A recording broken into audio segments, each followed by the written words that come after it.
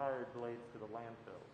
And so how do we address that? So we're using smaller research blades like this one here to develop completely new material systems. So NREL has the capability to develop brand new materials on our main campus in Golden. We can then fabricate an entire blade like this one you see here in the Comets facility that I think you just walked by a moment ago. And then in this facility we can prove whether that new technology works or not. And so in here they can put basically 30 years worth of loading for a wind-turbine blade and compress that into just a few months, right? And then more dramatically, you can actually load it until it snaps in half, which is quite dramatic, as you might guess. And so especially in a room this small. Yeah. Exactly. And so we have the control room back there with the bulletproof glass and all of that, because it is quite remarkable when that happens. And this whole process, including what happens in this building, with again sort of doing the testing and proving out the technology, is critical for the technology transfer. What is the change, the fundamental change in the material? Yeah, so this is mostly fiberglass and epoxy resin, and this is actually just a filament. So that's balsa wood in there, like you may have used in middle school projects or something. And so it's that epoxy or resin material that is the problem today to doing anything with it at the end of life. You can't, once the epoxy sets, you can't do much with it. So what we're developing, both thermoplastic resins, which you can melt out at the end of life, as well as bio resin, so from biomass feedstock, corn or something else, which we're trying to get to fully recyclable blades in the near term. And as you might guess, the industry really likes to see it proven in a test facility like this before they're willing to take that kind of jump. So allows you to chop it up, put it in a field, it will biodegrade and leave no footprint. Exactly, and we're even, that's totally true, we're even shooting for, can we just reuse the same material in a new blade? That's kind of our ultimate goal. Damn. Yep. Now how long will it take? How much stress for how long you put on this blade before you begin to know what's happening? Well, it's to break it, for instance, it depends on the blade architecture and size, but many tons of load to get this to break. I mean, I think Martin may have already shown you the large blade closer to this one is smaller because we can do the research we need. Leave it down as well as back and forth. Those are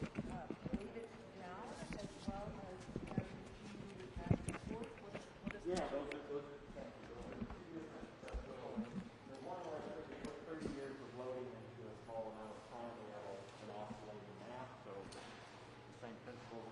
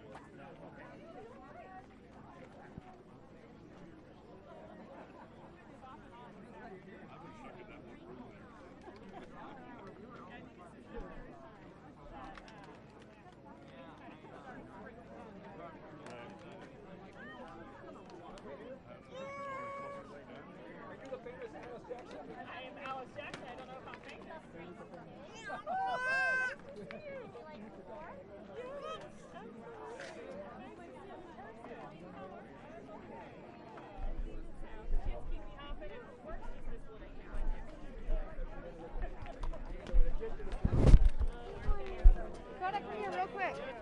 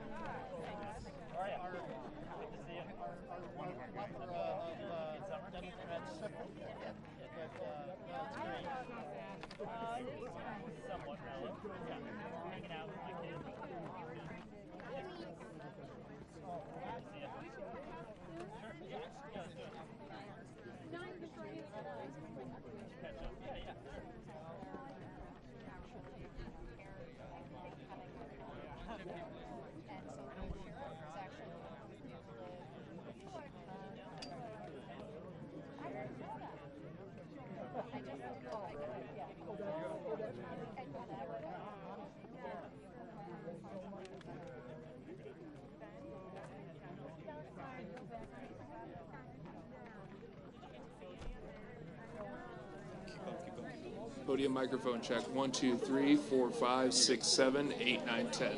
You're good. Here, if need be, you too. Yeah.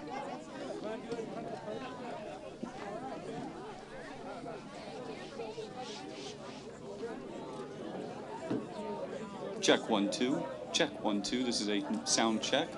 This is a sound check. 1 2 3 4. Podium check. 1 2 1 2 3 4. Check 1 2. Check 1 2 3 4. Check 1 2 3 4. Podium check. Microphone check. 1 2 3 4.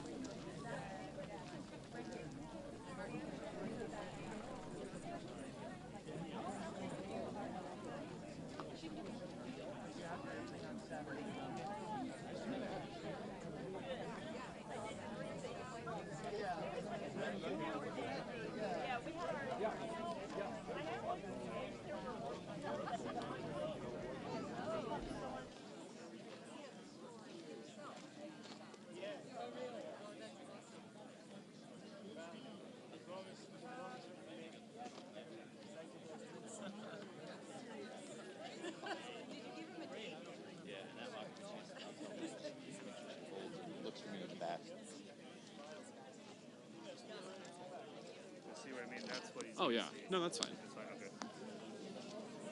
And his glasses, if he wears them, Yeah. they should still work. Are yours polarized? No. The guys checked, they had polarized and it seemed to check out fine. So.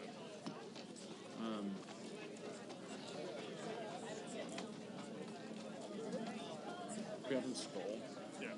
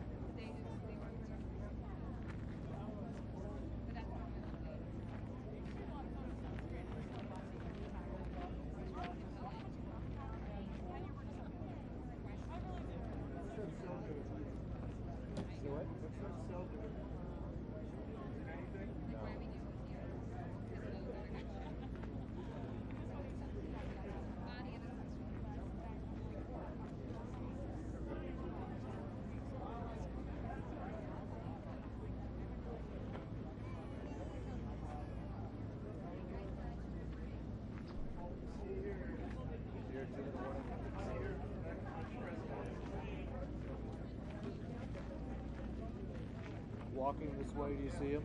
Yep.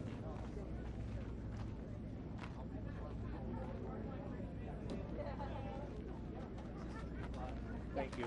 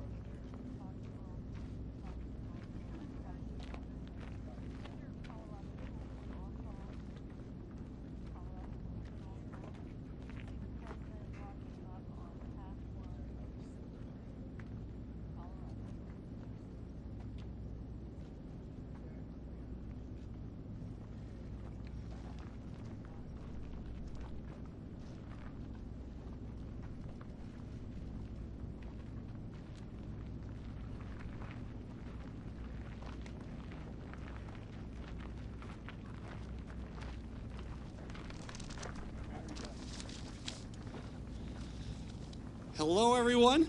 Welcome to the National Renewable Energy Lab. Yay, that's right. Secretary Granholm, thank you. This is an important national research institution here in Colorado that is powering the renewable energy revolution across the country and across the world with global partners. We are so thrilled that President Biden is visiting us for a Build Back Better tour. And I want to thank the Biden administration for being such an important partner in the fight against climate change. We've seen the impact of climate change right up close and personal here in Colorado. For us, it's a jobs issue, it's a quality of life issue. Some of our most important industries in our state, agriculture, the ski industry, outdoor recreation, are climate dependent. We've had mudslides in Glenwood Canyon this year. We can see visually right here the impact from the California fires that has caused poor air quality across the American West these last couple of months.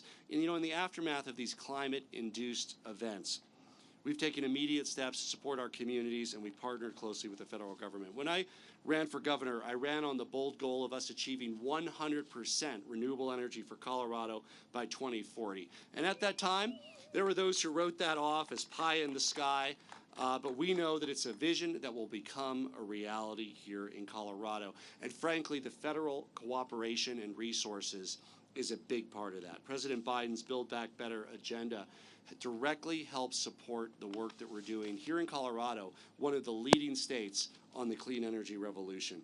The clean energy sector employs 60,000 Coloradans, 17,000 in good-paying renewable energy jobs, saving consumers money on electricity, on the cost of their vehicles. The time to seize this market-driven transition to renewable energy is now. It's time to stop forcing consumers to pay more for their electricity just to prop up coal power plants for another year or another decade. We're also proud to highlight the leadership of Xcel Energy in our state. It's the largest utility.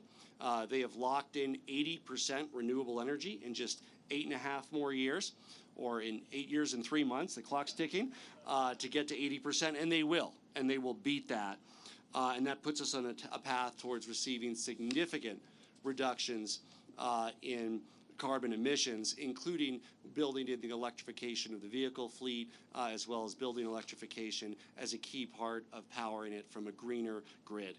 I'm excited to turn it over to someone who's truly been a good partner for the Colorado, along with their Colorado Director, Alice Jackson, and leading the transition towards clean energy from the utility side here in Colorado. I'm proud to introduce Ben Folk, the CEO and Chairman of Xcel Energy.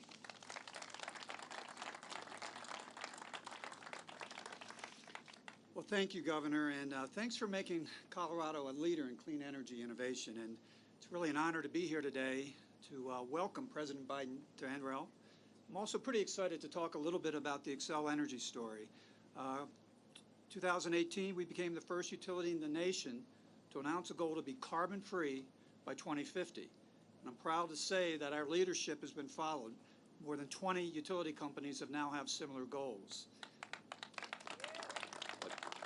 we're really building on a great platform. You know, since 2005, we've already reduced carbon emissions by over 50%.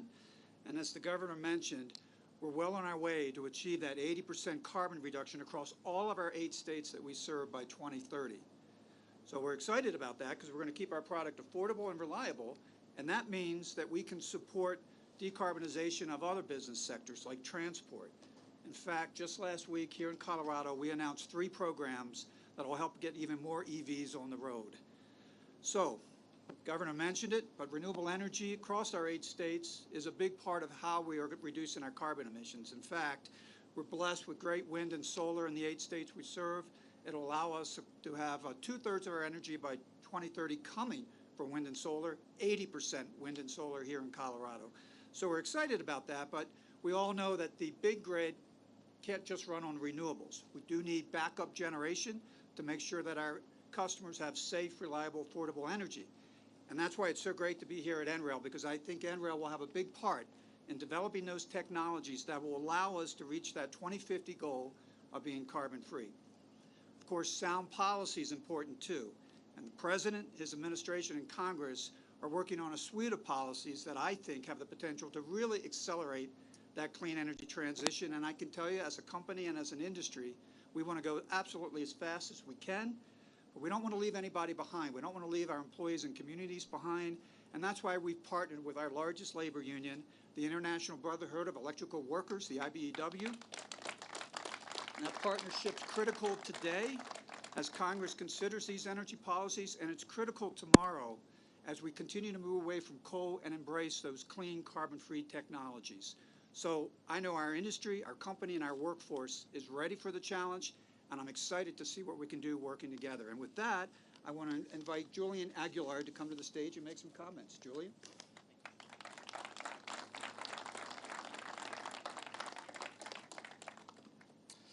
So yesterday I got a phone call, and it was from my business manager, Jeremy Ross. And he said, hey, do you want to introduce the president tomorrow? And I was like, yeah, I'll introduce Morgan Buchanan, Local 68's president, at some function, you know? And he said, no, Joe Biden, president of the United States. And I was like, whoa, like, for real? Me? Yeah, I'm down. I'm in. Let's do it. I don't know when else I'd have this opportunity. And I know just now I met Joe Biden for the first time in my life, but I feel like he's had my back for years.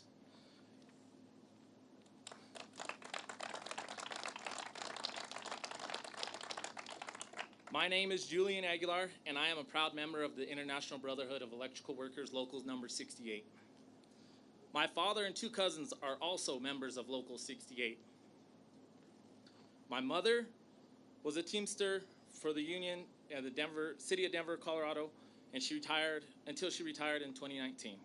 My grandfather and uncle were both members of the Iron Workers Local 24. My grandfather was also the president of Local 24. You can say union is in my blood.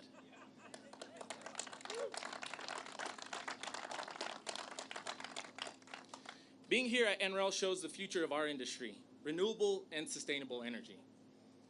Smart grids, wind farms, and solar farms are just a few examples here in our great state of Colorado. When you see all these new technologies, you might think that the future doesn't look much like the past. But one thing the past and the future will have in common is they will be built by unions.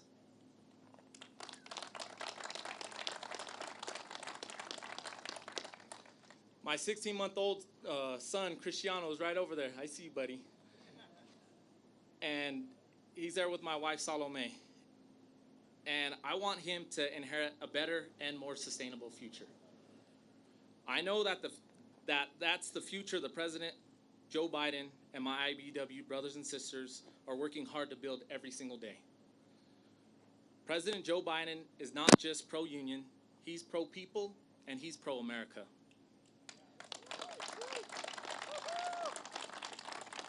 Please join me in welcoming the President of the United States of America, Joe Biden.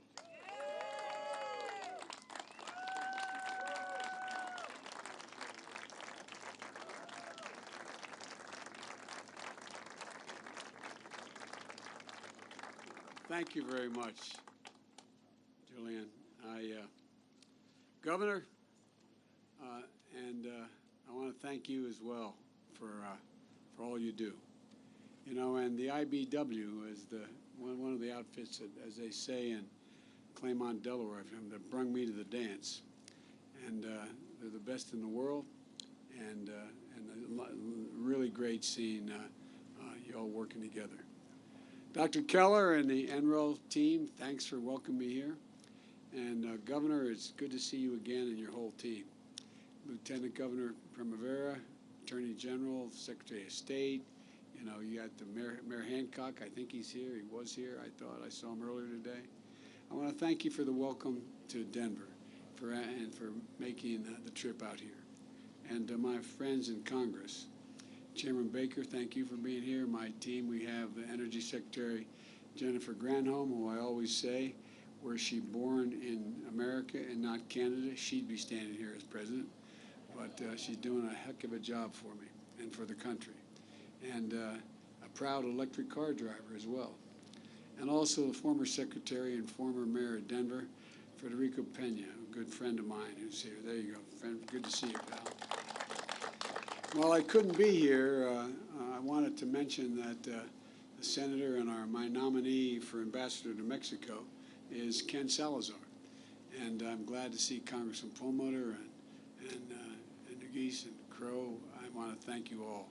You have other places to be, I know. And 3 good friends who wanted to be here in Washington today right now. You know, there's a lot. Senator Bennett and Hickenlooper and Congressman DeGette, they're all in Washington doing what they have to do. When you look, look at who you've heard from, it's clear.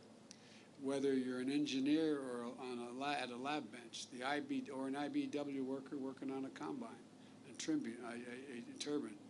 When you work for a power company or a small construction business, everyone has a role to play, and everyone is building a clean energy future and a stronger economy, because that's what it's about. And we need everyone's contributions. We need everyone's contributions. Yesterday, I saw firsthand the devastation of the Caldor fire in California as we flew over in a helicopter. And the last 2 weeks, I traveled to Louisiana, New York, and New Jersey, see the destruction from Hurricane Ida. More people killed in New York with flooding, 20 inches of rain, and what's happened up there, than were killed when 178-mile-an-hour winds hit Louisiana. Extreme weather, we're seeing, is only going to come more frequently and with more ferocity. And we're blinking code red as a nation, and we really are. So far this year, nationwide, there are 44,000 wildfires that have burned nearly 5.6 million acres.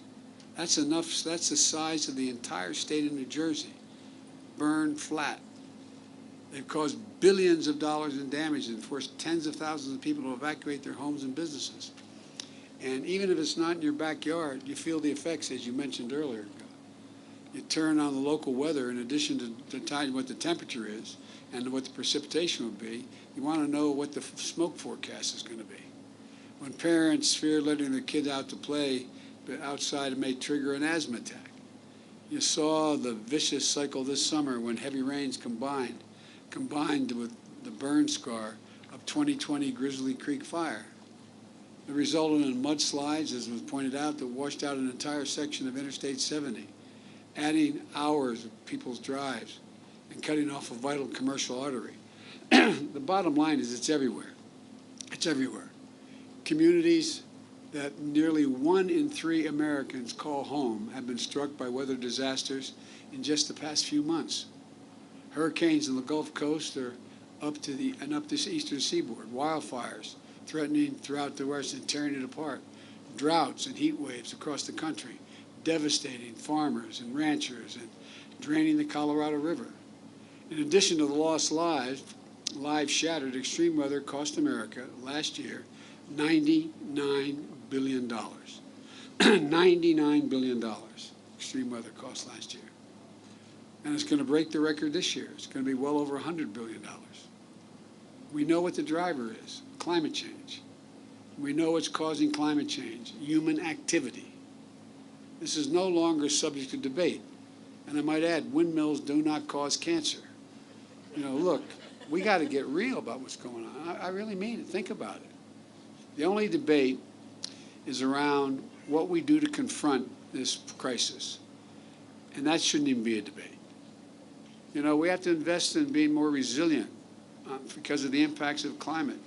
The climate change is occurring today, not next year, not 10 years from now. And we have to make the investments that are going to slow our contributions to climate change today, not tomorrow. And here's the good news. Something that is caused by humans can be solved by humans. I've set a course for the United States to achieve 50 to 52% reduction in greenhouse emissions by 2030. And for us to reach that net zero emissions in the economy, economy-wide, across the board, by 2050. As part of that, I set a goal of having our country produce 100% carbon pollution-free power by 2035. We can do that. We can do all of this in a way that creates good jobs, lowers cost to consumers and businesses, and makes us global leaders in an entirely new industry that other countries are really working hard to try to dominate. I just toured the Renewable Energy Lab, which I haven't been here, not the same lab, but I haven't been here since 2011. It was just started under President Carter and expanded under President Bush, H.W. Bush. Leaders of both parties have recognized that clean energy future is an economic imperative, and a national security imperative, and an environmental imperative. That's why my Build Back Better plan calls for significant new investments in upgrading research infrastructures, laboratories all across the country. We'll be making one of those breakthroughs in solar, wind, and storage out of these facilities. Out-innovate the rest of the world and drive down the cost of renewable energy. Of course, we have to invest in the future. We need to deploy cutting-edge technologies. And we have to employ them today, not tomorrow. I had a chance to see the state-of-the-art wind turbine testing and new battery technologies. Because of the years of work that have taken place here, and these technologies aren't science fiction. They're ready to be installed and scaled up across the country right now by union members like the ones we heard from today. And that's what we're going to do. You know, as we just heard from the CEO of Xcel Energy, they set a goal of producing 100% carbon emission-free power. They were the first major utility to set that goal. And today, over 20 large facilities around the nation have set a similar goal. You led the way. Today, 1 of every 3 Americans lives in a city or a state transitioning to clean energy electricity. But folks, we have to pick up the pace. When I rejoined the Paris Climate Accord after we had been pulled out of it, the goal set when our last administration, the Obama-Biden administration, when that was set, they were set that we had more time. We don't have the time now. The goals are different because the necessity is there. We don't have a lot of time. We don't have much more than 10 years, for real. And this is a decisive decade. Already the price of solar generation in this country has dropped 80% over the past decade. 80%. The price of a wind turbine generation has dropped 55%. And a lot is because of the investments we made in the Recovery Act back when I was vice president. And today, renewables are now cheaper than fossil fuels in many parts of the country. Now we need to take the next step of continuing to drive prices down and job creation up. Because those renewable goals create demand for more wind turbines and more installations, solar installations, which means good jobs for workers like Julian and his union brothers and sisters. And you can see why I think that climate change, when I think of it, I think jobs. I had a meeting with over 140 heads of state on the Zoom that we hosted out of the White House. And one of the things by the time I finished, everyone was talking about jobs. It's not about costing jobs. Initially, as you remember, even you guys, I spent a lot of time before I announced my plan meeting with all the unions to convince you all that this is the future. These are where the jobs are. When I say jobs, I'm not talking about $15 an hour.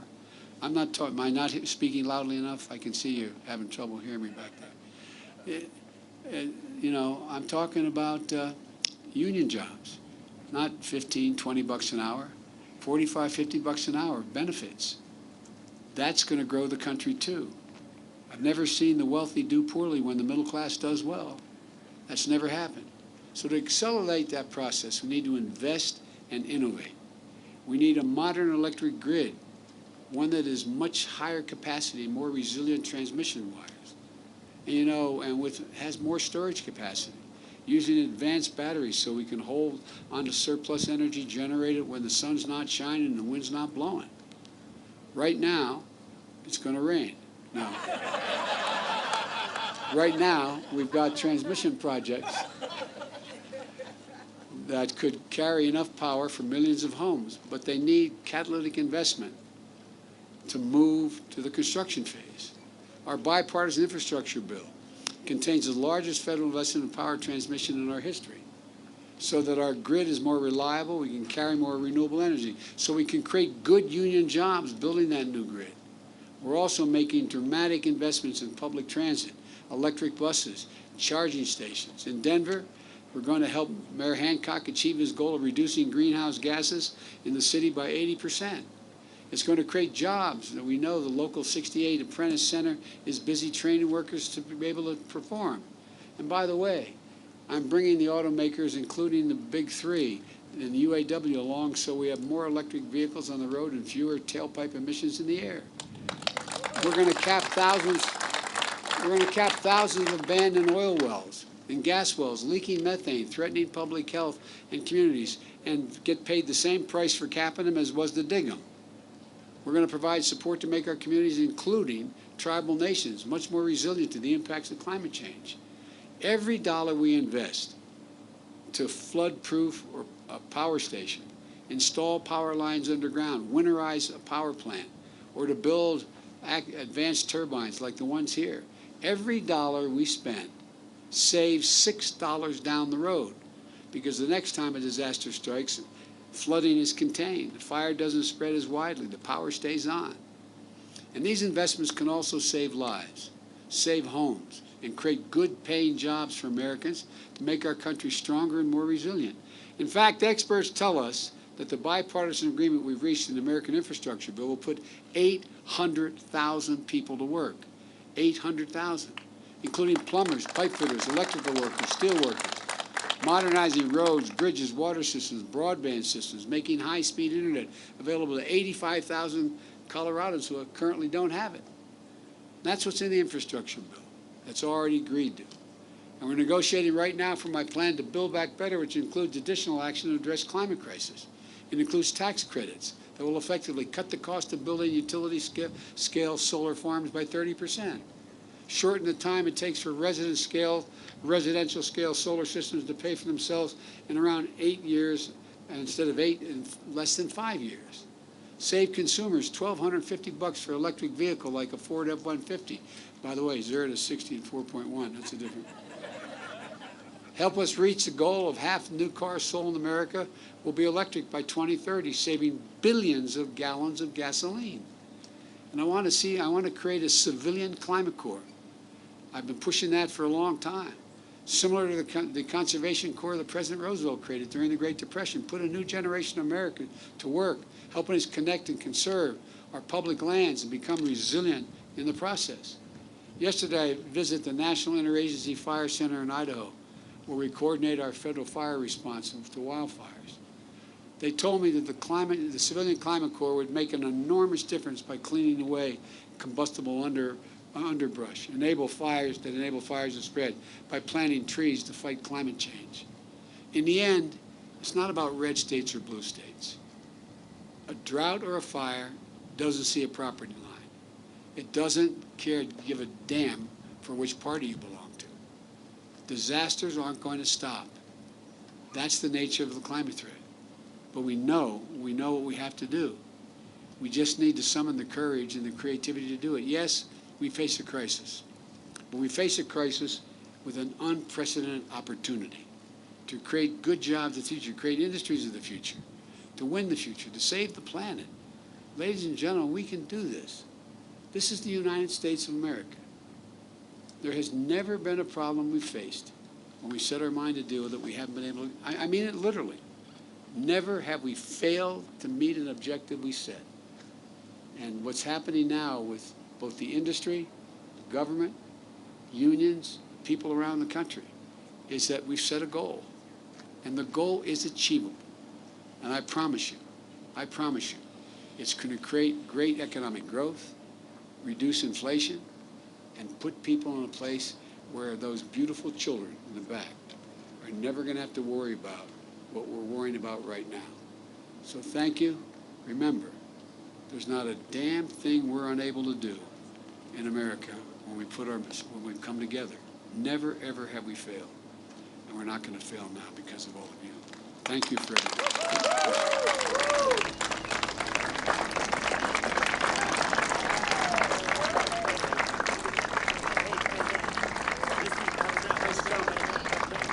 Thanks, everybody. I really mean it. Thank you, thank you, thank you. Appreciate it.